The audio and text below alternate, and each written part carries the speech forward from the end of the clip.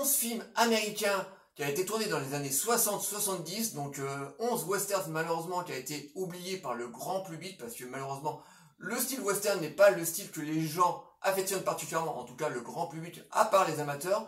Donc on vous a sélectionné 11 films, David va vous en présenter 6 et moi je vais vous en présenter 5.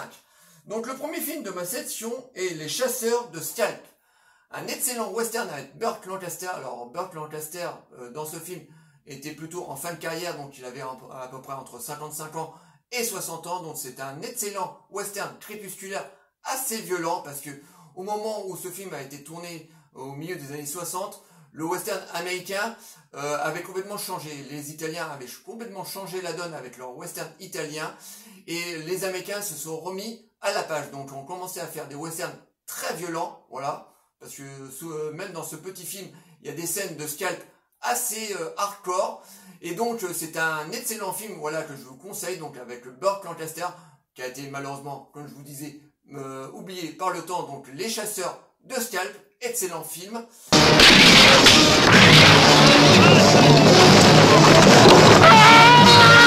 Le deuxième film de ma section est un film, cette fois, qui a plus des allures de film de grand western des années 50, avec un casting 3 étoiles, c'est Bandolero. Dedans, il y a James Stewart, Dean Martin, Raquel Welch et George Kennedy, que ça. Donc c'est un film, un excellent film comme ça. Donc si vous voyez la jaquette, on a l'impression que c'est un western des années 50 et non, pas du tout. C'est un western qui a été réalisé au milieu des années 60. Donc un excellent western, voilà, très très bien filmé, mais avec une violence quand même assez accrue. Je vous dis, hein, les westerns des années 60-70, eh ben ils rigolaient pas à ce moment-là. On avait vraiment un côté du vieux Far West, mais très très violent, avec des Mexicains, parce que les Américains ont commencé à mettre eux-mêmes des Mexicains, parce que, comme je vous disais en début de ma chronique, dans l'âge fort du western américain dans les années 50, c'était souvent les tuniques bleues ou les Indiens. Là, ils ont commencé à incorporer des Mexicains, comme c'était le cas dans les westerns spaghetti. Donc là, ce film est vraiment excellent. Voilà, on a un casting 3 étoiles qui se renvoie la balle, mais très très facilement. C'est un très très bon western que je vous conseille de découvrir ou de redécouvrir, parce que je pense que parmi vous, vous en connaîtrez certainement certains. Donc voilà, Bandolero, un film à voir absolument. Where the rifle, the machete and the silent death rule. Where it is better for a beautiful... Le troisième film de ma section est un film beaucoup plus petit cette fois, avec Charlton Heston, Will Penny. Voilà, donc un excellent western. Donc là, on est dans un western à peu près dans la même veine, voilà, avec un grand Charlton Heston, voilà, que je ne présente même plus, un grand acteur des années 70, 80, 90. Bon, à la fin des années 90, il faisait plus grand chose parce qu'il était âgé, mais voilà, c'est un très très grand western qu'on aime bien. Et David, voilà, il joue le rôle d'un cow-boy éleveur de vaches, je crois, et puis qui va tomber dans une histoire de vol de bétail ou un truc comme ça. Ça fait un petit moment que je l'ai pas vu. Et romantique aussi, le film. Oui, c'est un cow-boy repenti en fait. Ouais, un cow-boy qui va qui va trouver l'amour. Donc c'est un excellent western que je vous conseille. Donc... You ain't fighting proper. You're the one that's down. Le quatrième film, bon là, c'est un film mondialement connu, hein, voilà, je vais aller très très vite dessus. C'est Le Soleil Rouge avec Alain Delon et puis Charles Bronson, voilà. Donc le très grand western avec un grand Alain Delon plus beau que comme d'habitude, voilà, beau comme un dieu, voilà, avec en plus ça mélange le western et le film de samouraï, voilà, donc c'est les deux styles se mélangent vraiment très très bien. C'est un très très bon film américain qui a été tourné à l'assaut dans le style western italien, voilà, donc je vous dis, hein, les Américains ont pris énormément du style italien, donc baroque, ouais. Et baroque aussi, voilà. Donc excellent western que vous connaissez tous, hein, qui ne connaît pas Le Soleil Rouge, voilà, excellent western pour ma part et pour la part de David.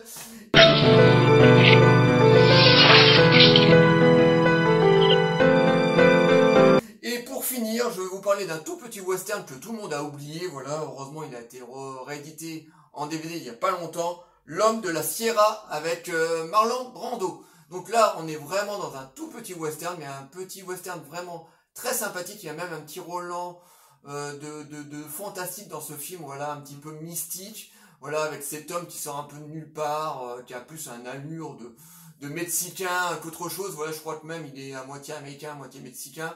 Enfin bon, bref, même si les deux pays sont raccrochés l'un à l'autre, mais voilà, c'est un excellent western, malheureusement oublié dans le temps. Voilà, qui connaît L'Homme de la Sierra? À mon avis, pas grand monde. Voilà, nous on l'a découvert parce que voilà, ils l'ont réédité il y a quelques années en DVD. On a vraiment aimé ce western avec Marlon Brando, qui était encore dans sa grande période. Voilà, parce que quelques années après, il va commencer à être on va plus beaucoup le voir au cinéma. Il va commencer à jouer sa diva, et puis à être très très rude sur les tournages et surtout à choisir ses rôles. Donc il va commencer à jouer les divas, voilà, tout simplement. Donc c'est un de ses entre guillemets grands rôles, voilà, même si c'est pas un très grand western. Donc, mais tout de même c'est un western pour moi que j'affectionne tout particulièrement. Donc L'Homme de la Sierra, si vous pouvez le décoter, regardez-le, vous verrez, c'est un excellent petit western. As here, the mood and meaning, the shading and substance of the West,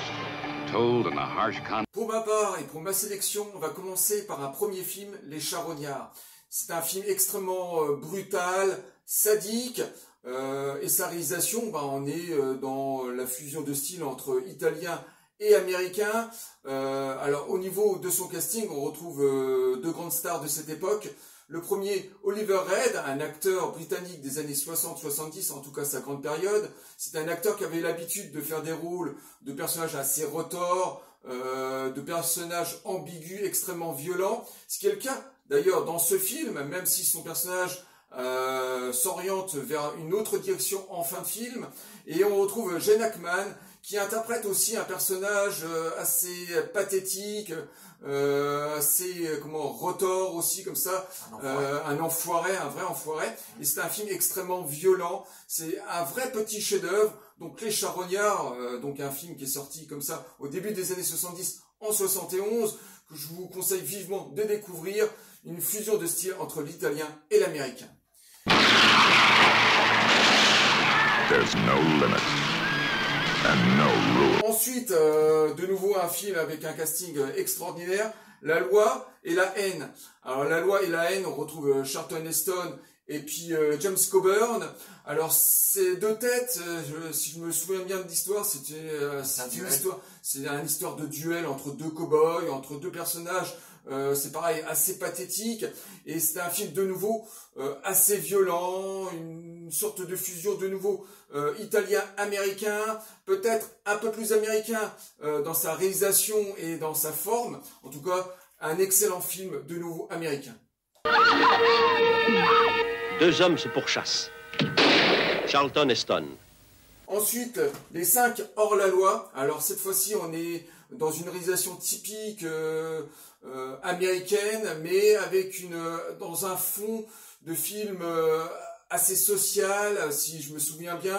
Là, on est plus dans la tradition du western américain des années 40-50, de l'âge d'or, mais tout de même, c'est un film qui délivre une certaine violence et avec une morale assez douteuse. Donc un film très intéressant, avec un casting extraordinaire, parce qu'on retrouve Henry Fonda et puis James Stewart, donc deux acteurs mémorables de l'âge d'or du western américain. Et voilà, c'est un tout petit western qui a été totalement oublié, que je vous conseille vivement de découvrir. Come on up, girl. Come on up there. The girl got herself wet falling in, Bob. I did. Ensuite, un film beaucoup plus récent, cette fois-ci dans les années 2000, Seraphine Falls, avec au casting Liam Neeson et puis Pierce Brosnan. Alors c'est un film, cette fois-ci, à l'allure italienne, mais saupoudré de fantastique, de mysticisme. Donc voilà, c'est un film de duel entre deux cow-boys, deux adversaires, et c'est un film maîtrisé de bout en bout, aussi bien sur sa réalisation, sa photographie. C'était plutôt rare dans les années 2000, parce que le western, malheureusement, revient et puis disparaît assez régulièrement ces derniers jours, enfin ces dernières années. Et là, c'était un des des films qui étaient vraiment remarquables, avec un super casting. Donc Seraphim Falls, un film que bien sûr que je vous conseille de découvrir. God damn you to hell.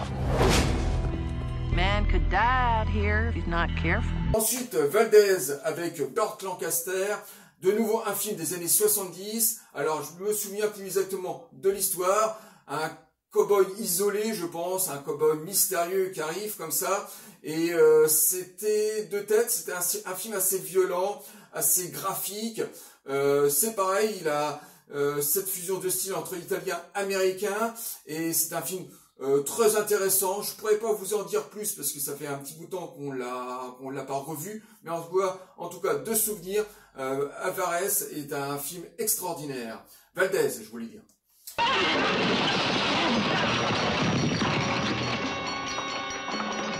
Pour finir, cette fois-ci, c'est un excellent western américain. Alors, quand le film est sorti au cinéma, c'était un film qui était un petit peu à l'ancienne, qui était démodé. Et ce film s'appelle La Route de l'Ouest. Alors, c'est une sorte, on pourrait penser que c'est une sorte de relecture justement du film de Kevin Costner, Horizon, parce que ça parle exactement de la même chose, de la conquête de l'Ouest, de ces immigrés qui essayent de trouver une terre promise, comme ça, une terre de paix. Et dans ce film, on s'intéresse à une communauté qui va... c'est une sorte de road movie, voilà, on les suit sur leur périple. Et tous ces personnages, enfin pas mal de personnages dans ce film sont un peu retors, ont beaucoup de choses à se faire pardonner. Et au casting de ce film, on retrouve Kirk Douglas, Robert Mitchum, Richard Widmark, qui sont des grands acteurs de la période d'or des années 40 et 50 du western américain. Et c'est un film qui était boudé à l'époque pour son côté un peu kitsch du western d'or des années 40. Mais tout de même, l'histoire est très intéressante. Le casting est parfait, l'histoire est très intéressante, mais à côté kitsch qui se mariait pas forcément avec les années 60. Et c'est un film qu'on a découvert il y a de ça à peu près 1 an. Et voilà, c'est un film vraiment très intéressant que je vous conseille même de découvrir. Ben voilà, on a fini notre vidéo sur notre réaction sur le nouveau film de Kevin Costner, donc Horizon, et ces 11 films qu'on vient de vous présenter, voilà, 11 westerns américains qu'on affectionne tout particulièrement parmi tous les westerns qu'on peut avoir à la maison, parce qu'on a aussi énormément de westerns italiens. Alors peut-être un jour on vous fera une petite section de westerns italiens qu'on affectionne tout particulièrement, voilà, on verra bien, hein, si on fera un jour cette vidéo, voilà. Ah!